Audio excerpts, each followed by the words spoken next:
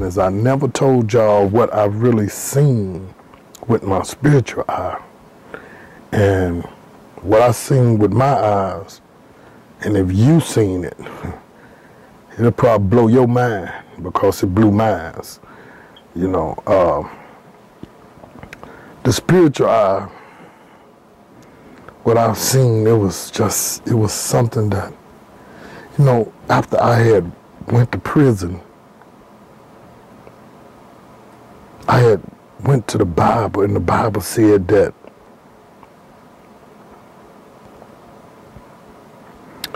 get unto the closet and develop a personal relationship with God. And I got off to myself and developed this personal relationship with God. I had a hunger. God had planted a hunger into me how to educate myself. And it was a journey. 15 years of researching and studying and learning about the theosophy, philosophy, and history of man, and history of the Bible, and the stuff that's going on, and spiritual warfare, and this spirituality of things that when you develop this type of relationship with God, the one that really created you and made you. Y'all don't hear what I'm saying. Let me say this again. When you develop this relationship with God, and I'm talking about a relationship that's just so awesome, He gonna open your mind up and He gonna show you some things.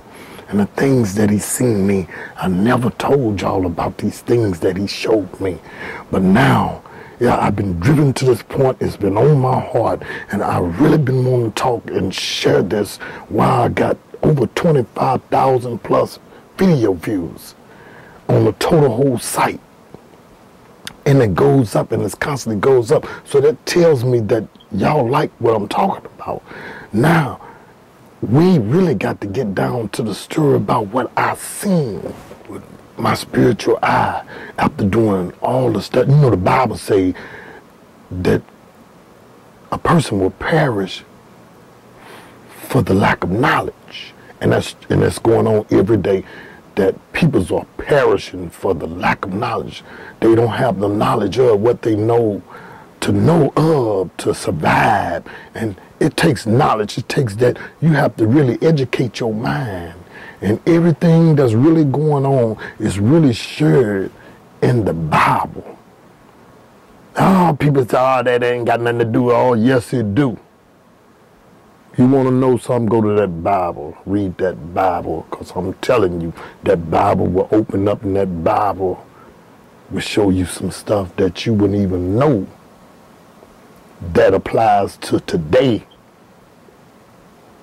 It might have been old in time, but it's modern today. This is what y'all not drawing off of. To show you that he had developed this personal relationship with me. He took me all the way on another level. I'm talking about this hunger.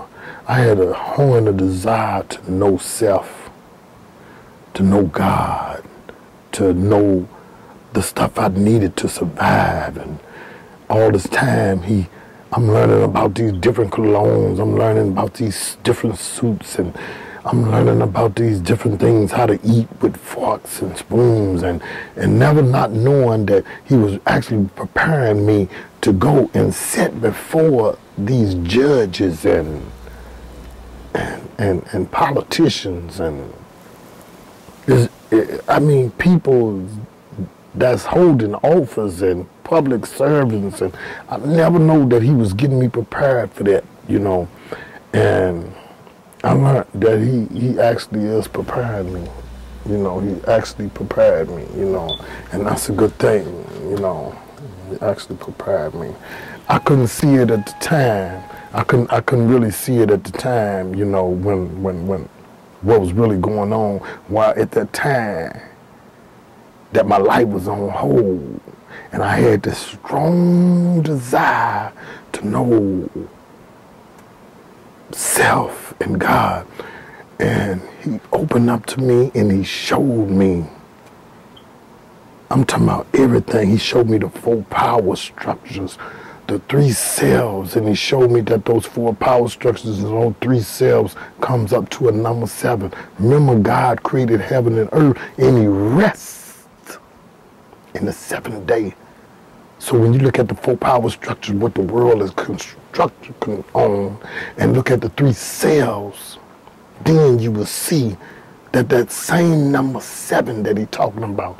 But you have to understand this poetic thing that's going on. He showed me that the 3 cells first, and those 3 cells is physical, mental, and spiritual. He broke the whole physical thing down to me, showed me that from the physical aspect of this here, that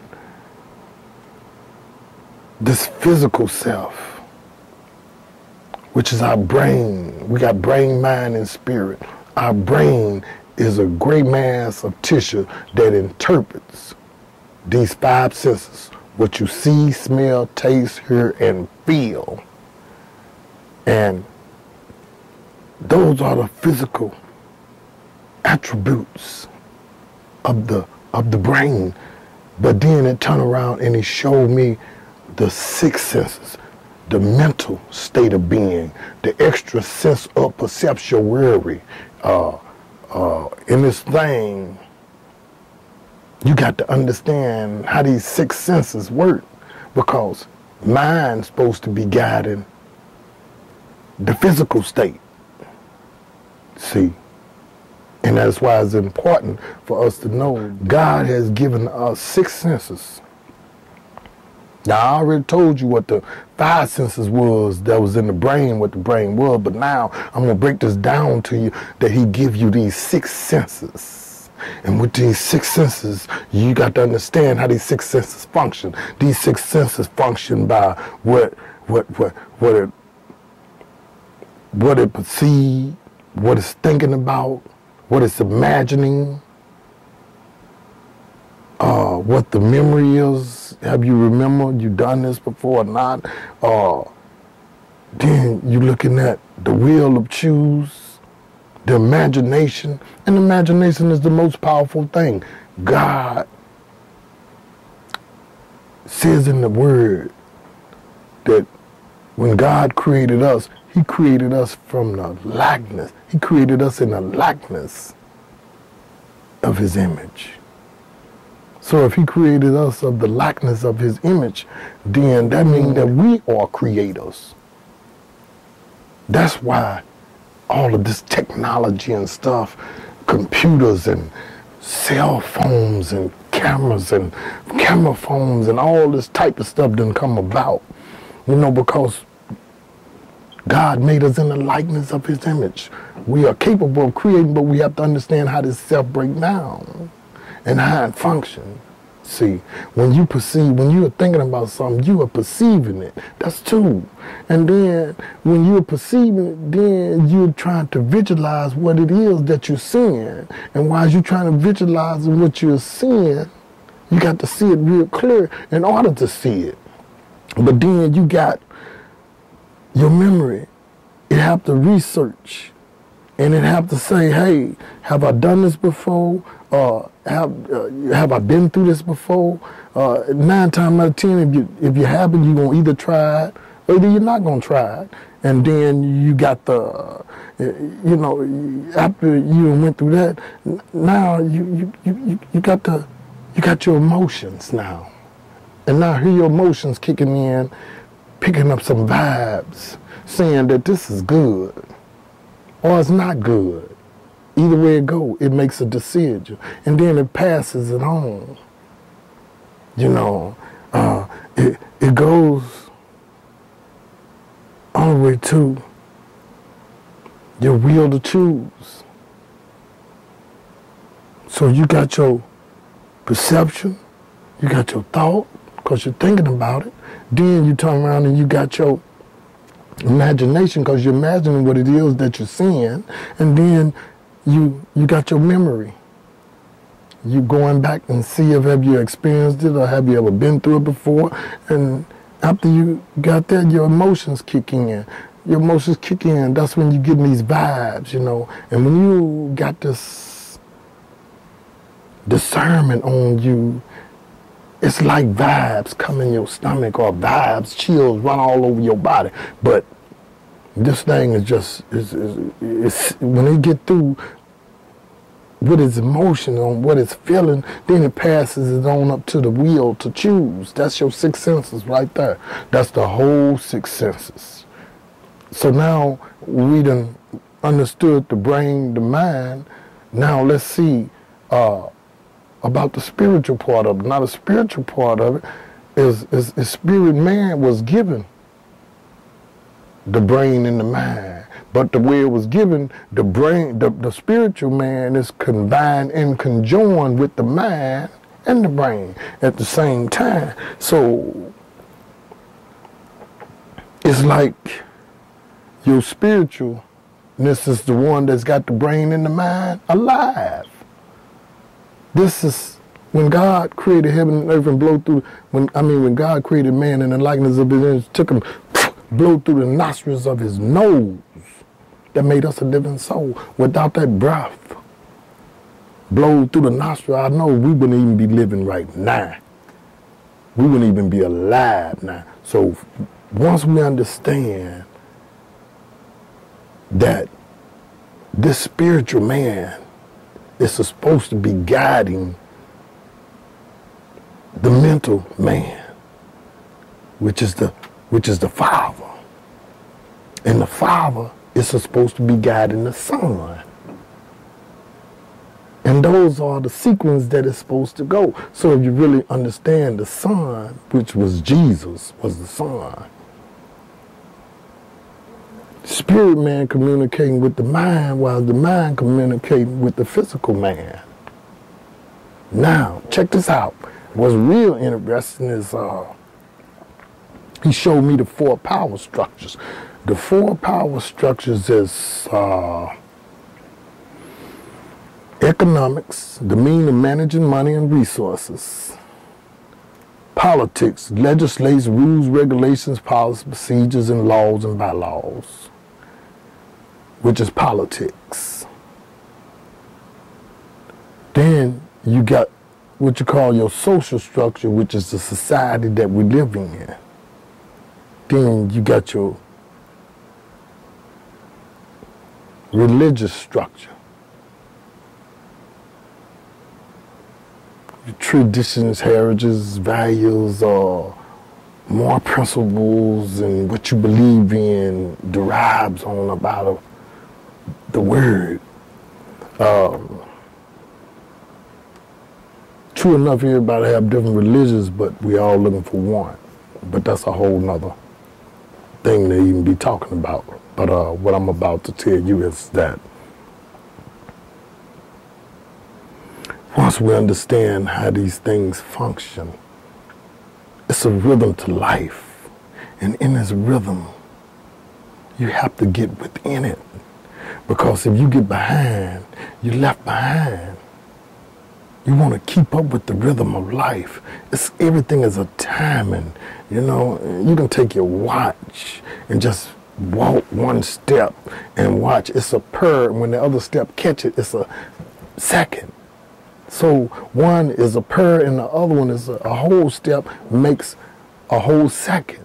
You know, so, you know, it's just awesome that when you can have a relationship with your maker and just see the things that he showed you, you know. And after all of that, I learned that it's all about being obedient to the Spirit of God. And once we learn to be obedient to the Spirit of God, life is just so much better and so peaceful, you know. It just really is. It's so much better and so peaceful. Because when you got the Spirit of God guiding you, can't nothing go wrong. You might not understand it, but trust me, can't nothing go wrong. And God have been so good to me throughout the years. You know, like I say, he blessed me with members all over in Pakistan and all around the world. You know, got 103 members now. It's steady growing, steady improving members. And the thing about it, you know, like I say, the numbers are steady going up. You know, I'm at 25,500 plus strong, and it's steady growing big. And I appreciate y'all for just listening to me. And I just try to bring the news and the updates on what's happening, getting ready to transpire. But like I say, God have given me a vision to go ahead on and put this reality show together. We're gonna shoot it something like a sitcom when it's filmed. And we're going to film it and edit it like a sitcom. But it's all about bringing knowledge. It's all about educating the public, and that's what we're getting ready to do here in the Lou. You know, I know it's grant money out here to take young folks and train them a trade and stuff like that, but I'm not into grants. I'm into doing things and trying to trust in God. I don't need bodyguards when I'm supposed to have a God that's just bigger than anybody or anything. I don't believe in all that, you know. God is going to protect me. It's what I believe in, and I solely believe that with all my heart. You know, I don't need bodyguards. I don't need another bill. You know, another thing, you know, like I say, we just doing good things. God is steady blessing us, you know, and I thank him for giving me the vision to be able to take young folks. I want to take them and train them and be able to get them prepped for college, get them into something. We didn't have to take our time out to do this, but we are doing it because we have a passion to do what we need to do to save our community, not communities.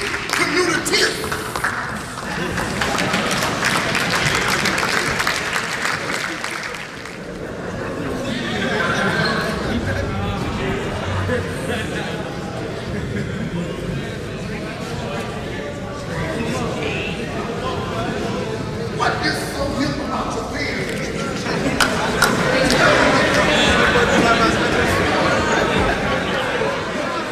Get them prepped for college, get them into something and see if, you know, do they like mixing and mastering music, or would they like to do it for a long career, or, you know, do they like doing media? Do they like filming and editing?